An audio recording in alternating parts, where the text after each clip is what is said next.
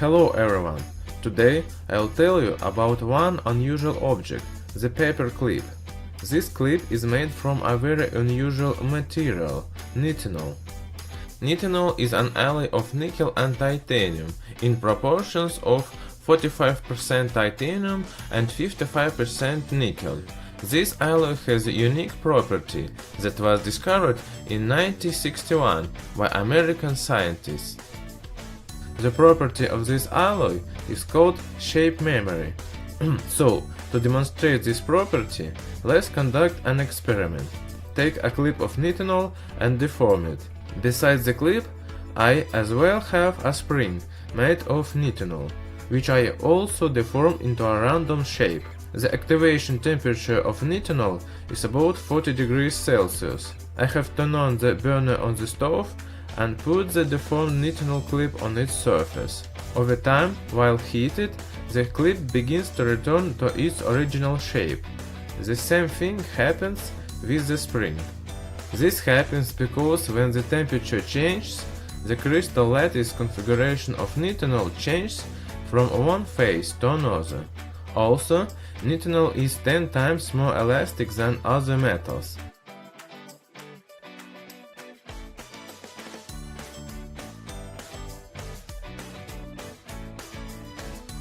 While nitinol restores the shape, it can also do some work. Let's see what kind of work a small spring of nitinol can make. I have attached the spring to a tripod and hung a porcelain basket onto it, which weighs 180 grams. Next, we stretch the spring.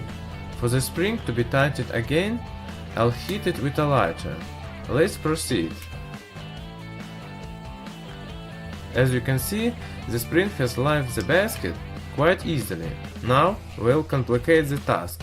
I'm adding metal bears into the basket, and the total weight now becomes 278 grams. Testing the spring. As you can see, the spring can easily handle that task. Adding more weight. I now put the stone and a piece of pyrit into the basket. Total weight is now 414 grams. And as you can see, nothing can stop the power of our spring.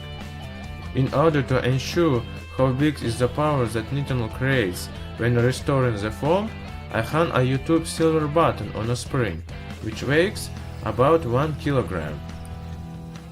Trying again with heating the nitinol, and what we see is even this huge weight can be risen by the spring very easily. However, you could now probably ask, if it's such an amazing alloy, why don't we use it in our everyday life?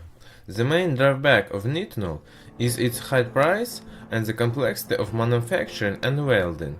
In the 70s, experiments were carried in the United States on engine models based on nitinol and its properties.